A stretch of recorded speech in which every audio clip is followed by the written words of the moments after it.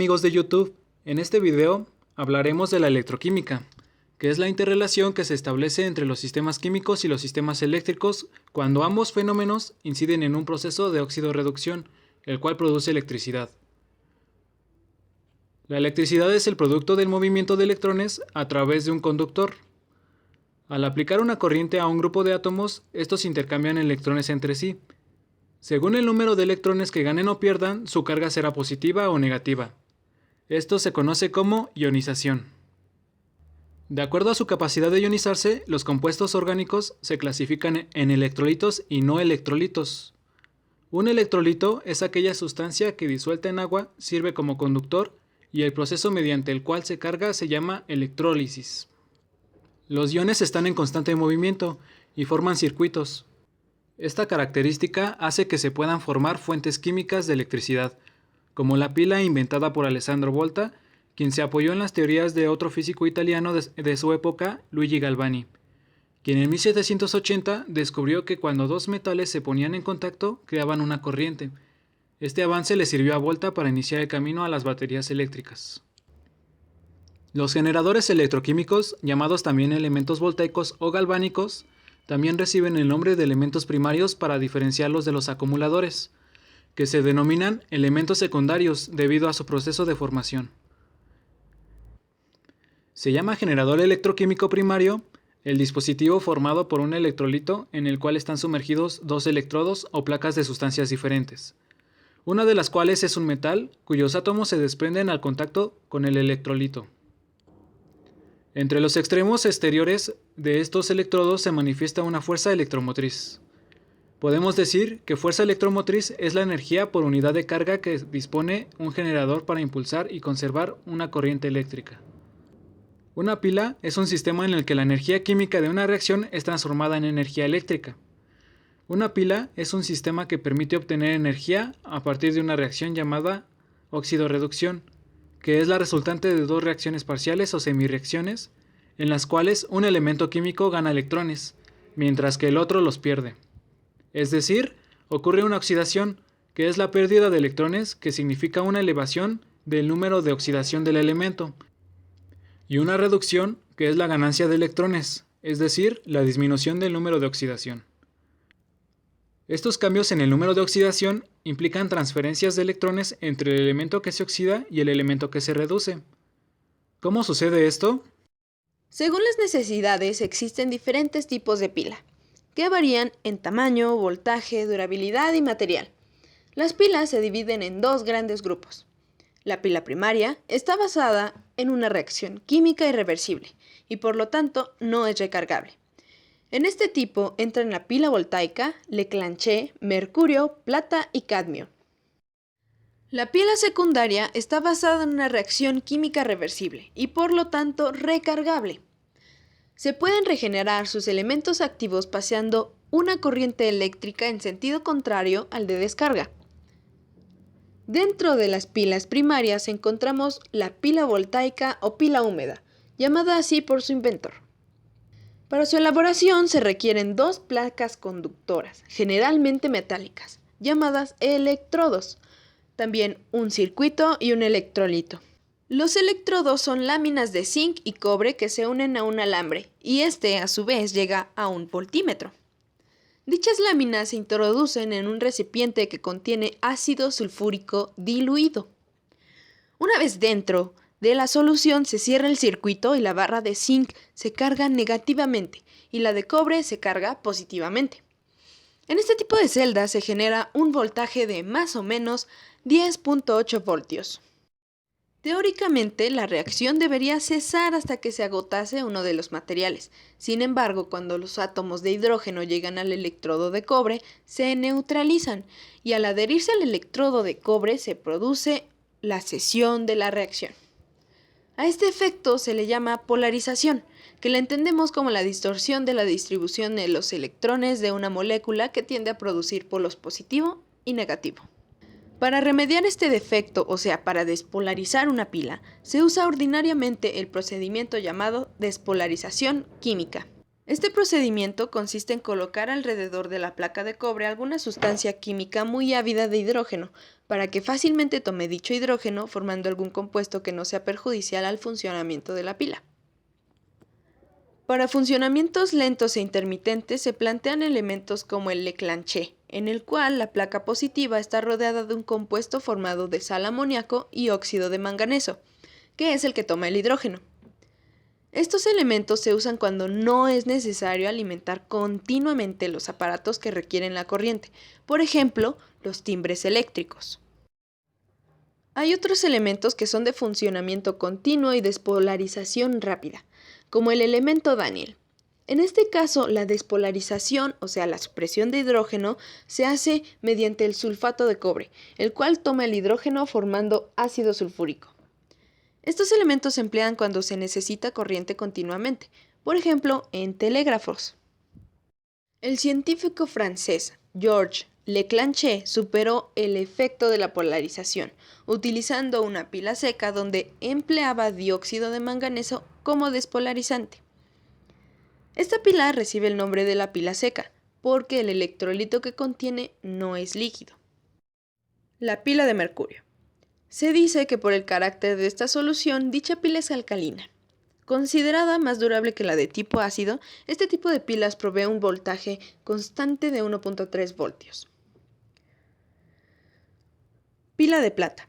Estas pueden proporcionar un voltaje de 1.86 voltios, pero por su alto costo solo tienen uso militar y científico. Pila de combustible. Se emplean en naves espaciales debido a su poco peso y alto rendimiento. Una batería está constituida por dos o más pilas conectadas en serie o en paralelo. Las baterías de los automóviles están constituidas por un grupo de celdas conectadas en serie.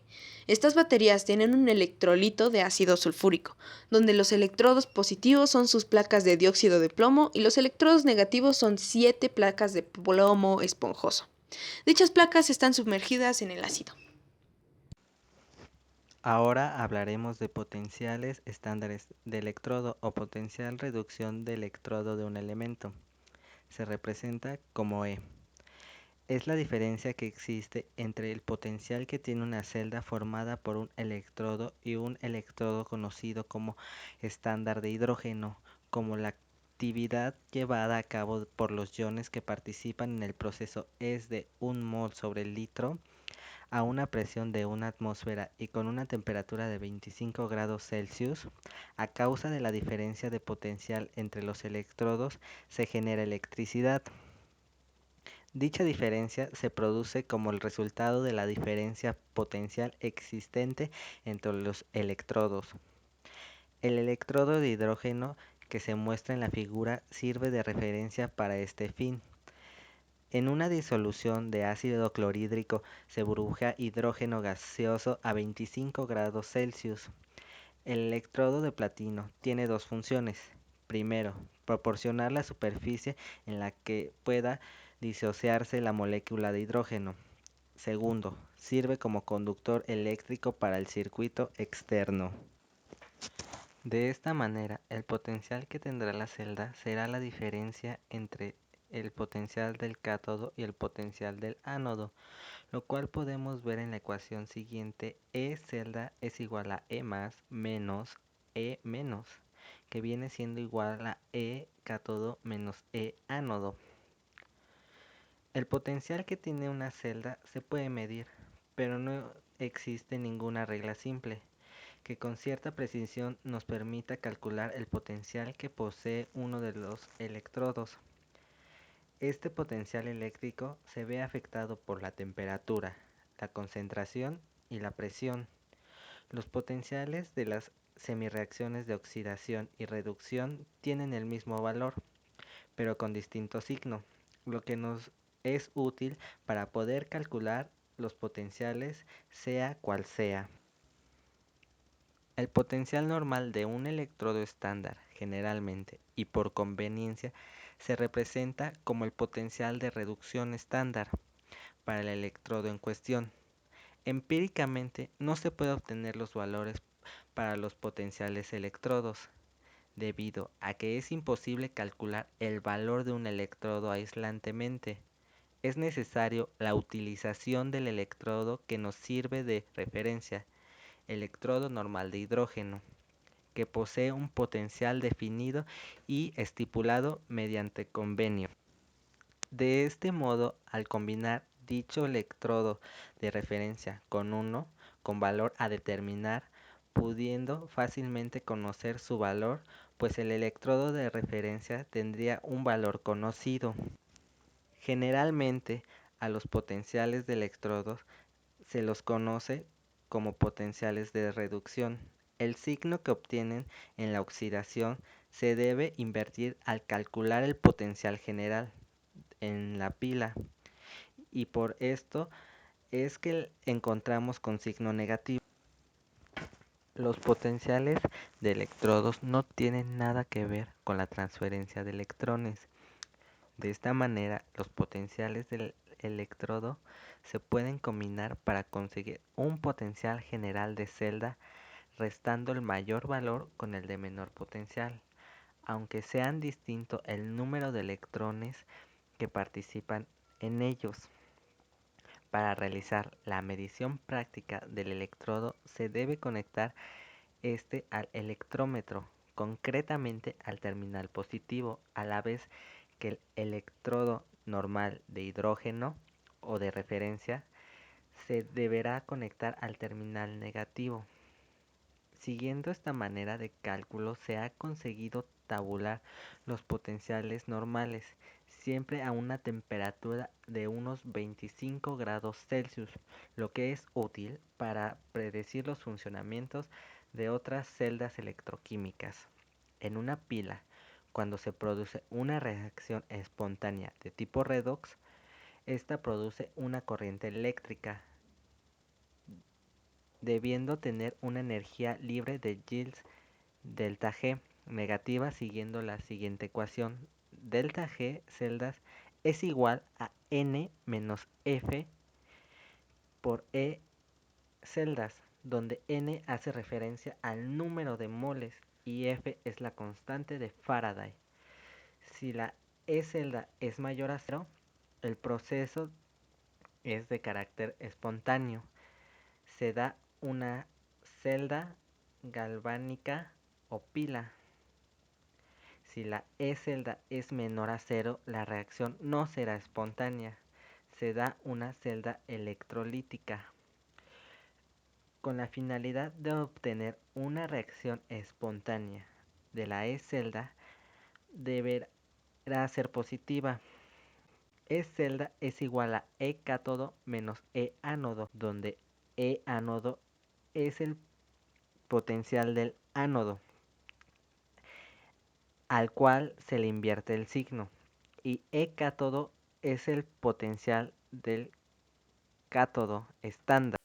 Ejercicio de potencial estándar de electrodo. Una celda galvánica se compone de un electrodo de magnesio en una disolución de 1.0 mol de nitrato de magnesio y un electrodo de plata en una disolución de 1.0 mol de nitrato de plata. Calcule la FEM estándar de esta celda electroquímica a 25 grados centígrados. En este ejercicio lo primero que se debe hacer es obtener el potencial estándar de reducción de los dos electrodos, de plata y el magnesio, que se saca por medio de una tabla de semirreacción. Dada que en la celda se produce la oxidación del magnesio en estado sólido y no la reducción del magnesio, el potencial estándar de reducción del magnesio es 1 mol de magnesio más 2 electrones nos da magnesio en estado sólido, donde su potencial estándar de reducción es de menos 2.37 volts.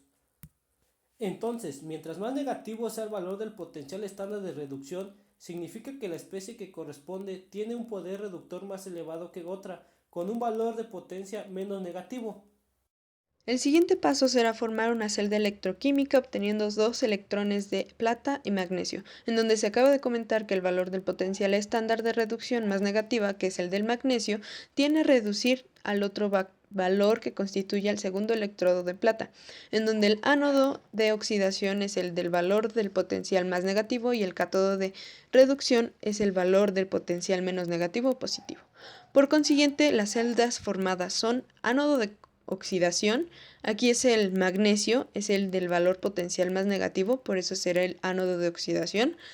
Cátodo de reducción, aquí es la plata, es el valor de potencia más positivo y por eso será el cátodo de reducción. Entre el ánodo y el cátodo se hará una suma y se formará una reacción global, la cual quedará de la siguiente forma. Magnesio en estado sólido más un mol de 2 moléculas de plata que al reaccionar da un mol de magnesio más 2 átomos de plata en estado sólido. Por último, se sacará el FEM estándar de la celda que resulta de la contribución del ánodo y del cátodo, que está dada por E celda es igual a E cátodo menos E ánodo. Potencial estándar de reducción de celda es igual a potencial estándar de reducción de cátodo menos el potencial estándar de reducción del ánodo, en donde el cátodo se basa a la potencial de la plata y el ánodo se basa al potencial del magnesio, en donde se llegó al resultado de 3.17 voltios. El valor de la FEM estándar de la celda electroquímica es de 3.17 voltios. Como es un valor positivo, indica que la reacción es espontánea. Una reacción redox es espontánea si es positivo el valor de la fuerza electromotriz o potencial estándar de la pila, que podrían formar las dos semirreacciones que constituyen la reacción redox, tal como aparece en la ecuación correspondiente. Potencial estándar de reducción de la pila es mayor a 0, la reacción es espontánea. Si el potencial estándar de reducción de la pila es menor a 0, la reacción no es espontánea. Cuando decimos que una reacción redox no es espontánea, no queremos decir que sea imposible que ocurra la reacción, sino que en el equilibrio la reacción está muy desplazada hacia la izquierda, tal como aparece en la ecuación. Ejercicio 1. Prediga lo que sucederá si se añade bromo molecular a una disolución que contenga cloruro de sodio y yoduro de sodio a 25 grados Celsius. Suponga que todas las especies están en un estado estándar. Para predecir cuál reacción redox se llevará a cabo, se deben comprobar los potenciales estándares de reducción de las siguientes reacciones de semicelda, los ya mencionados en el texto del ejercicio. Bueno, para calcular la reacción que habrá, necesitamos conocer los estándares de reducción, obteniendo los datos de una tabla llamada potenciales de reducción, aplicando la regla de la diagonal. La regla de la diagonal sirve para determinar el mapa de configuración electrónica o periódica de algún elemento, pero en este ejercicio solo se usa la forma en que se opera y consiste en sumar dichas semirreacciones empezando por la de arriba con diagonal a la de abajo y de su mismo lado. Al ver la tabla de potenciales de reducción, podemos encontrar las semirreacciones implementadas con un valor numérico descendiente, de manera del más oxidante hasta el menor oxidante, recordando que la reducción es la ganancia de electrones. Entonces, podemos notar, gracias a la tabla de reducción, que la primera reducción está ganando 2 electrones. También podemos notar que el potencial de reducción es de 1.36 volts y es positivo. Cabe mencionar que el número de mayor valor es el que por lo general se va a reducir. Sería la semirreacción de reducción. Segunda semirreacción. Notamos que también está ganando 2 electrones, pero esta es a la que se añadirá la disolución, como bien lo dice el ejercicio, teniendo su potencial de reducción de 1.07 volts. Encontrando la tercera, notamos que su potencial de reducción es menor a los anteriores, que es 0.53 volts. Al comparar los tres, podemos notar que el bromo oxidará al yodo pero no puede oxidar al cloro. Por lo tanto, la única reacción de reducción que ocurrirá será en condiciones de estado estándar. Entonces, como no puede oxidar al cloro, la reacción se encuentra solo en el yodo y el bromo.